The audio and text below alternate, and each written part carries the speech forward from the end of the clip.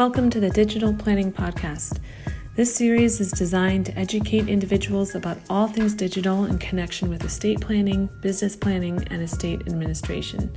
To keep up with all things digital, please subscribe to iTunes, Stitcher, Google Play, or wherever you download your podcasts.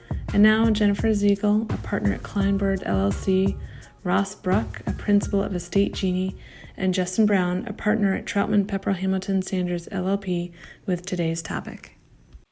Welcome back to the Digital Planning Podcast. We have a very important guest here with us today, Ayesha Minhaj, who is an Associate Security Counsel at Google. As many of our listeners know, Google is one of the most popular search engines and email providers in the world, and it comes as no surprise that dealing with what happens to the data and information in a user's personal Google account at the user's death or incapacity is a frequent occurrence. However, many advisors, estates and trust practitioners, and even the public may be unaware of the Inactive Account Manager pre-planning tool available on the individual Google user's account platform. And that is what we will be discussing today. Ayesha, thank you so much for taking the time to speak with us about this very important subject. Yeah, thank you so much for having me. I'm excited to talk to you guys about it. Excellent. So how did you come to work for Google? Starting sort of from the beginning of my legal career, I went to Penn Law School in Philly. And then after that, my first role was as an associate at Skadden Arps, one of the large big law firms. I was doing a combination sort of traditional litigation and white-collar internal investigations. And then after about 4 years there, I started looking for in-house roles that were in the Bay Area. And Google was sort of the dream job, and it ended up working out after some very lengthy interviews. Then I ended up on a team called the Law Enforcement Information Security Team, where I primarily work on a civil legal process and Google's response to third-party civil requests for data. So subpoenas, court orders, that sort of stuff. And as part of that sort of umbrella, interestingly, requests for deceased user data also falls into that workflow. How long have you been with Google? I have been here, it feels like a lifetime and also no time at all. I think it's been about 2.5 years now. So could you tell us a little bit about some of the business drivers or pain points that resulted in Google realizing they needed to address this consumer data access information issue with a pre-planning tool? Sure. So the creation of it itself predates me joining, but I think generally it was part of a greater privacy effort and, just recognizing that broadly Google's services are just so ingrained in people's lives, that just the variety of products and services that we offer and how useful they are, and how much folks rely on them. And so there's, very clear value in just enabling users to decide what happens to that information. And I think the main goal was to provide users the ability to just sensibly control what happens to their data in the event that they're no longer using their account, including if they were to pass away. But it also contemplates other inactivity scenarios as well. For example, not that you're deceased, but that you've just stopped using a particular email. What do you want to happen to that data?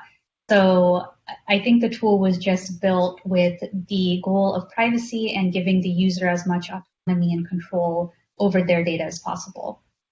Ayesha, how did Google come up with the design for the Inactive Account Manager tool? Because the tool is a very unique approach in how it addresses incapacity or death. But how did they come up with the design? Yeah, so I'm not on the product eng team that actually built the tool, so there's probably various considerations that I'm missing. But the design itself, I think, is really a reflection of what the primary idea was behind it, which was to give users as much control and autonomy over their data as possible.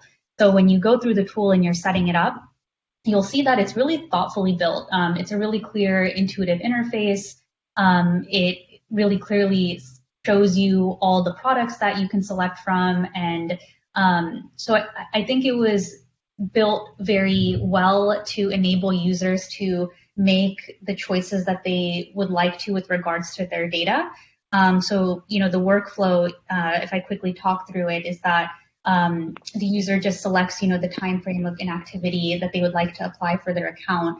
I think the minimum is 3 months, and then they can go through and select all the products that Inactive Account Manager is integrated with.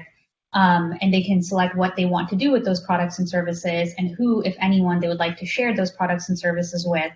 And then they can select to either share their data or just alternatively delete their data.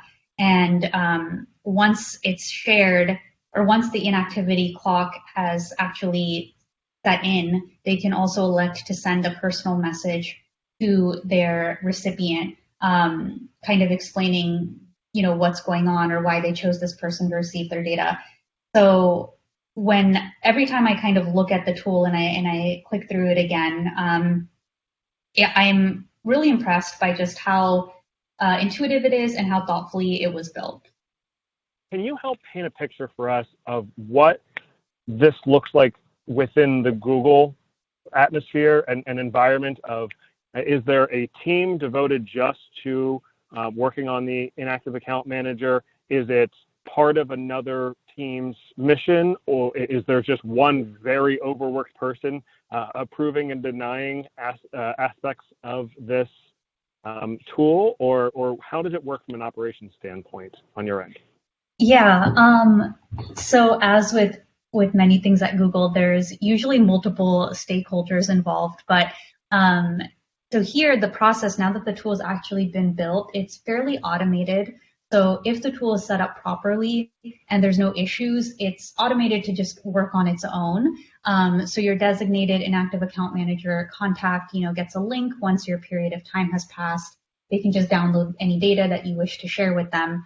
And so there's not too many issues that arise, but there is obviously, a product team that maintains the tool, and occasionally other stakeholder teams, including my team on the legal side, that gets involved when there's certain nuances or issues that arise that require something outside of sort of that automation.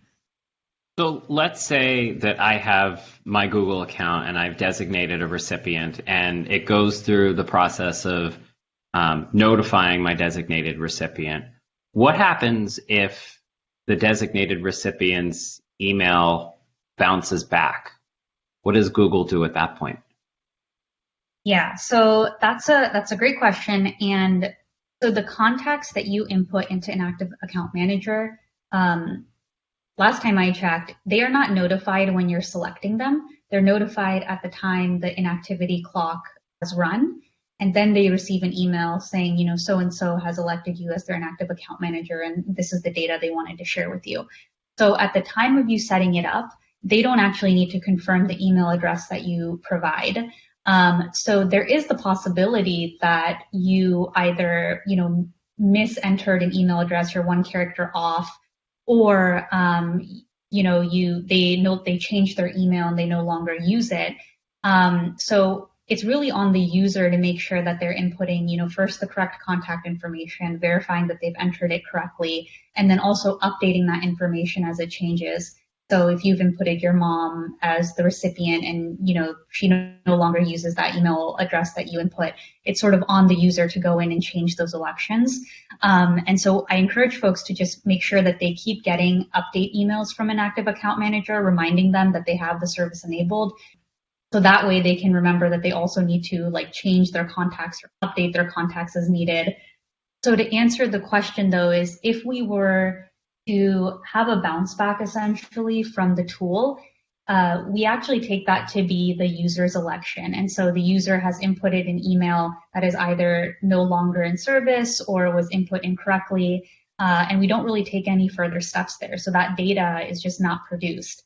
The position is that we sent the data to who the user liked us to, and that's the information that the user provided to us. And so if it's not an account that is working or being checked anymore, then that's unfortunately just sort of how it ends. So a fair takeaway from that would be the burden is really on the user to ensure that the recipients that they're inputting into the system have updated and accurate contact information. Yeah, 100%. We really rely on the user and sort of honor their election. So whatever information they give us, that's what we're relying upon. And we wouldn't really have any other method to do otherwise. So we wouldn't really be able to know, this was the user's mom's email, but it's one character off from her real email. We just have no way of knowing or verifying that. So we rely on the user to make those elections. Of course. Do you have any advice for users on how to select a range for the inactivity period? My understanding is that it could be 3, 6, 12, or 18 months. I think it's really up to the user, and it depends on the nature of the account and how they're using it. So there's, as you can imagine, a lot of variety amongst 2 billion Gmail user accounts. So I think, some of the factors that I would maybe consider is whether this is your daily use email. Is this something that you routinely log into every day? So an absence of logging in would be, noticeable and impact your life, or is it likely to contain information that your loved ones really, really need? So for those types of accounts, perhaps a shorter window makes sense. If it's an account that you don't really log into and you check it once every few months, then of course a longer login activity window makes sense. So it really depends on the user and how they're using the service. But yeah, just something to be aware of is that we can't disclose your data until the time that you've elected entirely runs, and it assesses multiple forms of activity on the back end. So that's just something to kind of keep in mind, and folks can make a conservative election with that in mind if they prefer, or something longer term. So Ayesha, if I have a Gmail account and I have a Google Drive account, is it possible with the Inactive Account Manager to designate 2 separate people for each account? So I could name one person on my Gmail account and a completely different person on my Google Drive? Yeah, so you can elect up to 10 different individuals to receive different data points associated with your account. So when you go through the tool and you're selecting folks, so let's say you select one individual, and for now, let's say we're talking about your mom, you provide their email, and then you get a sort of list of all the Google services that are integrated into Inactive Account Manager. And there's a lot on that list, and you can pick from that list what you would like to share with your mom specifically. So you could click, Drive and Photos, and that would be shared with the email address that you've provided for your mother. Then for the next user that you elect, let's say it's your spouse now, you input their email address, and then that list appears again, and you can make different elections for them. You could say that they should receive your contacts and your calendar. And so you can decide what data goes to which user. Ayesha, so with the ability to customize designations of information for the various recipients, is it true that the recipient also has to have a Gmail account in order to be able to receive the designated information? I don't think so. This is something that I would need to double check, but you can input non-Gmail email addresses, and they will just get a link to download the data. And so it's shared in just a downloadable format. It's not that the link only works when it's shared with a Gmail user. So I believe you can designate non-Gmail users, and they should be able to just similarly download the data via the link that's shared. One random thing to just keep in mind is that for all users, the link expires, so it's a temporary link. And so also just helpful to dedicate folks who actually check their emails and will click on the link and download the data in a time. What happens if an email is sent to the designated account after the inactivity period has been triggered? So an email is sent to the account after, the inactive account can still receive incoming emails throughout this entire time. And that will not be something showing that the account is inactive, because presumably, of course, folks can keep emailing someone If, for example, the user is deceased, they can still be receiving emails to their inbox, assuming they have storage and all that. So that activity would not hinder the time clock. So if they still have storage and they're receiving emails, that would be in their inbox. And once the inactive account has run the set time, and let's say they chose to share their emails with a designated contact, that contact would get whatever was in that user's inbox at the time of it being shared. Okay, and then if I understand you correctly, the email account would then no longer be receiving new emails after that inactivity period is triggered?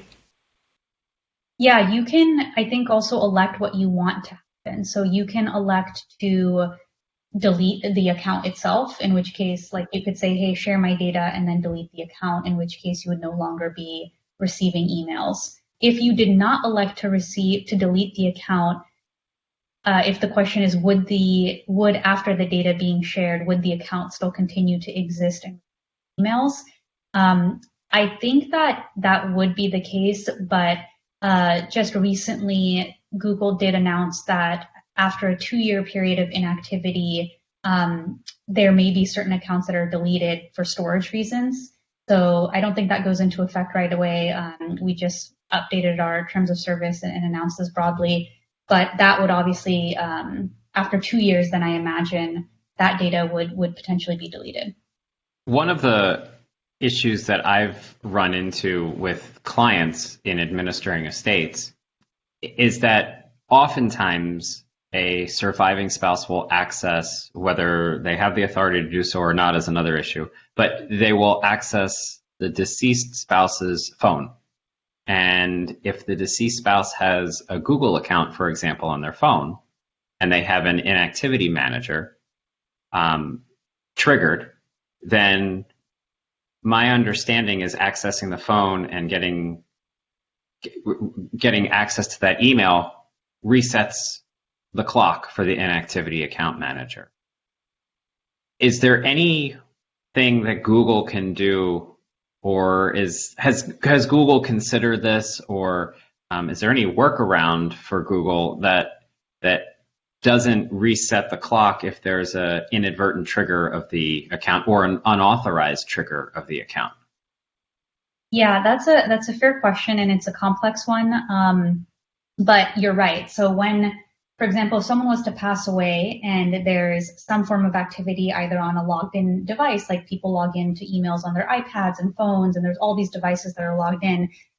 If family members, for example, are now using those devices and they're, refreshing your email and there's, basically using the account, that does delay the inactive account manager sort of window because we require no activity. And the reason we require that is because we can't determine whether activity is you, the user, or your spouse or your mom or whoever you've shared your account with. On our end, activity just looks like activity. And so that's something to keep in mind when you're electing your window as well. Just kind of that, and that's why really we do rely on the user to make that election. So if it's a commonly used email and you have it logged into 7 devices and you set an 18-month inactivity window, chances are more likely that someone in your family or someone somewhere may be using one of these devices and inadvertently may show some activity on your account. So the longer windows, I think, run a little bit more risk of that if your email is logged in multiple spots. But yeah, on our end, there's no way for us, I think, to practically solve for this because we can't tell the user from anyone else. All we see is activity on an account. So going the other way, if Google were to learn of the death of a user, either through some formal government reporting system or receiving a notice of death or a death certificate, would the inactive activity manager be triggered, and would the steps initiated with that be triggered right away, or does that timetable need to lapse and the formal automation needs to take the necessary steps? Yeah, it's the latter. So it would be the time that the user has elected associated with their account. So this does occasionally happen where someone may pass away and their account is showing ongoing activity. And it's usually because other folks are in the account, their family, their spouse, their whoever they potentially shared their information with. And so it kind of goes back to the former answer where we can't really tell who the user is and who all they have agreed to allow to use their account. So it may be that the user passed away and we may have even received a death certificate that's showing that, so-and-so passed away. But their death certificate, one, doesn't list their email. Typically, it's just a death certificate of an individual. And then two, users it's not improper for a user to share their email with their spouse. So for example, my husband probably has access to my email in many forms, and I'm okay with it just from a convenience perspective. There's also couples that have joint emails and family emails and all sorts of scenarios where multiple folks are in agreement in using one shared email account. So there's so even in cases where there may be proof of a death of one person, it's the account activity that we're able to assess on the back end that controls whether the inactive account manager clock will kick in. I think we'd all like to see some email address on a death certificate. It would make life a lot easier for a lot of different parties. And so just a helpful suggestion that if you could make that happen, that would be wonderful. That would certainly make our life easier as well. So yeah, I agree. So we get that a lot, right? So where folks say, here's Bob Smith's death certificate. And that means that, now bobsmith@gmail.com, I want all the data for. And we say, well, we don't know that Bob Smith, whose death certificate you're providing, does in fact own bobsmith@gmail.com just because their names are the same. You can make any email with any name. We don't verify the name when you're setting up an email account. So there's no one-to-one correlation between the name on a death certificate and the email. So it would save me a lot of time and avoid a lot of explanatory meet and confers that I have to have with folks if a death certificate also established your email account. So Ayesha, we've talked a lot about the inactive account manager, but what if somebody doesn't go through the process and do the inactive account manager? What are the steps that happen if somebody were to approach Google without having done this inactive account manager? Yeah. So inactive account manager is obviously a tool that we encourage users to set up. It's what we view as the source of truth once it is set up, because that is truly what the user has elected. But of course, there's many users that don't know about it or have just not gotten around to setting it up. So there is a process for if there's no inactive account manager, how would a loved one or the administrator of a decedent's estate sort of get information that may exist in an account? We do have a workflow for that. So the first step, and to be clear, there's more steps and more work involved, which is also why we sort of encourage folks to do inactive account manager more. But the first step is that the requester, which is usually the administrator of the estate, submits a request via a web form that we have online. And the web form has, different options you can select. And one of them is, I would like to obtain data associated with a deceased user's account. And at the time of submission, you, the requester, provide your identification, and you also provide a death certificate. And then we do some internal checks on the account that you have requested data on, and we make sure there's no ongoing activity that would indicate whether there's another active user in the account. So that again goes to that earlier question of, well, what if there's multiple devices that have the account logged in and a spouse or child is checking the emails on that device? On our end, we would see account activity there, and we would not consider it appropriate to move forward with the disclosure of data associated with that account because we would say there's at least one living user or a user is continuing to use. But assuming that it passes the checks and that there is no noticeable account activity or no detectable account activity on our end after the date of death of the decedent, We have a draft template order, which makes certain findings of fact, including that the user was deceased, that they were the sole user of the account, that a disclosure would be appropriate under, the SCA and/or state RUFADA statutes. And then we request that the administrator get that order entered and sent back to us. And then we are able to produce the contents of an account. We get asked a lot of whether we can just give direct access to an account. The answer is no. We, first of all, don't even have our passwords are encrypted and not stored in a shareable format, obviously for privacy. But more broadly, you would not want someone to just step into the shoes of a user and be able to impersonate them and continue to use their account after they've passed. So even pursuant to that template court order, we are just able to provide a copy of the contents of the account. Now, the Inactive Account Manager tool is only available on individual Google accounts. But Google also has a host of enterprise account services as well, which don't have the Inactive Account Manager function. What advice or guidance would you give for the enterprise account holder in terms of managing incapacity and death of its account holders? Yeah, so that is one of the differences between consumer and enterprise accounts. So on the enterprise side, one attempt at controlling for this is that an enterprise has to elect, I think, more than one admin, so first there are admins that first run an enterprise domain, and then there has to be more than one point of contact as an admin. So that admin has to both provide an in-domain email address and an out-of-domain email address, and there has to be at least two of them, I believe.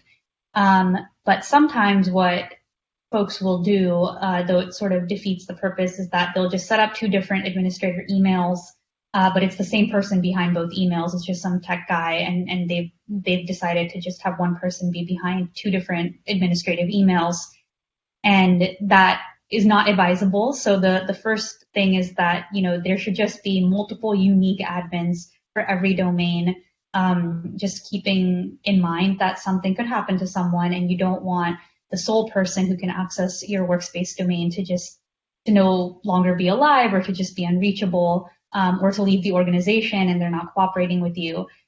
So we do see that a little bit, and so I would advise against just having one person be the sole sort of tech guy and have multiple admins there. That said, if you do run into that situation where your admin is unreachable, there's a help page for Workspace, which allows you to submit a request for an unreachable admin, which contemplates that, the admin is deceased or they've left the organization or whatever the case may be, and you're just not able to reach them. So after you submit that request, there's an automated process for determining whether you should be able to reset who the admin for the domain is. And this includes, a variety of checks, including you having to pass various tests, including a knowledge test relating to your familiarity with the domain. And I also think in terms of submitting this request, it's a bit easier if the requester is an end user of the domain and submitting it. So they're within the domain and they're just saying, hey, my admin is unreachable, versus just a completely unrelated external third party saying that the admin's unreachable and they need to get access to the domain in some form. As you can imagine, the latter, we require far more proof than the former. But obviously there's various knowledge tests involved and the request has to be reviewed. So it's a lot more work. And so the easiest thing is to just have multiple admins appointed, and, change your admins as needed. If you know that someone is leaving the company, make sure to appoint another admin, that sort of stuff. So going back to the individual for a second, you outlined before the process that an executor or a power of attorney would have to, or a trustee would go through in order to gain access to an individual's account, a deceased individual's account, or an incapacitated individual in the absence of the inactivity account manager.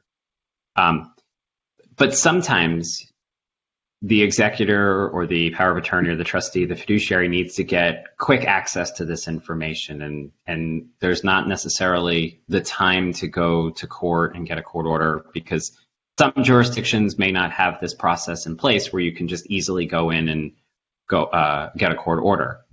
Is there any process within Google to expedite the process so that fiduciaries can get access quicker?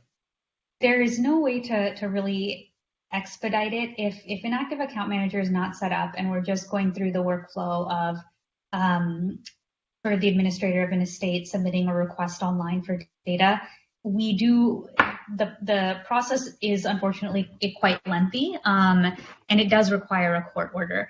So there's no ability to just send us a request and right away you have the contents of the account. And I think a lot of this goes back to also just relying on the user to set up an active account manager, and to the extent it's set up, taking that as the source of truth for inactivity. So if they wanted a long inactivity window, that's what's going to control, even if there's someone in a fiduciary role who, after the user's date of death, imminently needs some data from their account. It's really the user's election that controls. If an active account manager is not set up and they're submitting just the request through our web form, we similarly it takes time for us to assess the nature of the account, to make sure there's no ongoing activity, and we do require a court order. And just unfortunately, it does take time to get that court order entered. In our experience, it hasn't been a prohibitive amount of time. If there's already a probate proceeding happening, it's been fairly easy for folks to get the order entered, but there is a little bit of back and forth in us, checking the account, sharing the order, the requester, modifying the order to input the exact products and services they're interested in, then getting that order entered and sent back to us. It is a time-intensive process, and it's a legal process, which just goes back to us always preferring when an active account manager is set up and we know that's what the user wanted and it's automated and it's much less work and less messy. So Ayesha, in Pennsylvania, when Rufata was drafted, they provided in the statute that a short certificate could serve as proof of ownership of a online account. And because in Pennsylvania the process is a little different and you don't have to go to court to start a probate, they put that into Rufata for the specific purpose of not having to go to court for every single digital asset. I'm wondering if Google has come across the issue yet in any states where there are statutes that provide that you don't have to go to court to get this court order. Have you guys run into this yet? So I can't remember from a state-by-state breakdown of where we run into issues, but we routinely run into folks just not wanting to get a court order because it's more work. And we do maintain the position as of right now that we require it. I think this is generally consistent with state Rufata statutes, which obviously vary a little bit, but I believe most of them do have a provision where the service provider is allowed to require a court order. Maybe Pennsylvania may not have that. I'm not sure off the top of my head. But I think one of the difficulties here is that there's 50 states. They may all have their own Rufata sort of adoptions and minor tweaks. In terms of operational ability to have 50 different web forms and tools for different states, it's just not very feasible. And so we try to have a process that is on the more protective end for user data as opposed to the less protective end. And so that's why we require a court order, which is in line with the SCA broadly, but also in line with majority, as I understand it, state Rufata statutes, which allow service providers to require that. And for those of our listeners who are unfamiliar with what Rufata is, it is the Revised Uniform Fiduciary Access to Digital Assets Act that the majority of states in the United States have promulgated in some form. And if you want to learn more about Rufata and some of the other features of Inactive Account Manager, Last year, Justin, Ross, and Ayesha and myself, as well as a few other speakers, presented a CLE for the Pennsylvania Bar Institute that is available on their website. Ayesha, I'm curious about feedback that you've received from trust and estates attorneys. We obviously, within our networks, have talked about digital assets and planning and administration with our network. But the feedback you've received, positive and negative, is probably quite different and a wider spectrum. Do you care to comment on any positives and negatives you've heard from the T&E community? Sure. I think generally the feedback I've received is very positive and appreciative of the tool. Folks have sometimes folks don't know it exists. When they learn about it, they think that's great. A lot of folks have also just built it into their trust and estate practice. When they're meeting with a new client, they've added it to the checklist of what they ask their clients to do, just as part of good housekeeping. So they say, please, look at your inactive account manager, set that up if you haven't already. So I like hearing that. But really the feedback has been really, really positive. I think folks are appreciative of how easy the tool is to use, how generally all-encompassing it is, like how many different Google products are covered within it. And I haven't actually gotten any sort of really negative feedback. So it's been really good sort of feedback so far. Does Google have any industry predictions about the complexity of managing digital assets in estate planning and estate administration? I don't really have any predictions, but it's a sort of a constantly changing landscape, and amount of products, services, tools, data, it always continues to grow. And so my hope is just that tools like Inactive Account Manager just become more common across not just Google but other companies as well, and that users have just more and more control over what happens to their data once they're gone. But as I think the world of data grows, the need for tools like this will also grow. And so I imagine that these tools will be more common across companies. The tools will be built better. They will capture more and more data and hopefully just give users more autonomy. So Google was one of the first providers to have an online tool. And a number of providers have followed suit as a result of the leadership that Google has taken on in this area. I'm wondering, though, if you have any thoughts about Apple's recent announcement about their rollout of the Digital Legacy Program later in the year. Is that program impacting the Inactivity Account Manager tool, or any changes in the horizon? Yeah, I saw that, and I think it's great that more companies are thinking about this and more companies tools. I don't think it's launched. I think it's maybe in beta form right now. So I actually haven't, tried it out, but I think the concept is, like you said, very similar to an active account manager. I think you can elect one contact, which is a little bit different. But I'm all in favor of companies just giving users the ability to control their data. And I don't think it's, to my knowledge, impacted anything with regards to how Google is, using or, implementing an active account manager. But overall, I think it's a positive development and something that's great to see. I definitely agree, and I think we are just in the beginning of a new type of tech planning that will hopefully be cohesive with other estate planning initiatives. And what advisors really need to be aware of are that these tools exist, clients are using them, and they need to ask the questions to receive this type of information when doing estate planning or other types of business succession planning. But these are always going to continue to evolve as tech expands and our digital asset classes continue to grow. Ayesha, thank you so much for taking the time to talk to us today about Google's Inactive Account Manager and for teaching all of our listeners about the Inactive Account Manager. For Jen and Ross, thank you so much for listening to Digital Planning Podcast, and we'll see you next time. Thank you for listening to this episode of the Digital Planning Podcast, the podcast designed to educate individuals about all things digital in connection with estate planning, business planning, and estate administration. Please subscribe to this podcast and leave us a rating or review on iTunes, Stitcher, Google Play, or wherever you download your podcasts. Thanks for joining us. We'll see you next time. This podcast is not intended nor should be relied upon as legal advice, nor is it creating any attorney-client relationship with a listener and the hosts or guests. The information provided is only for educational and informational purposes, and the information provided will likely change.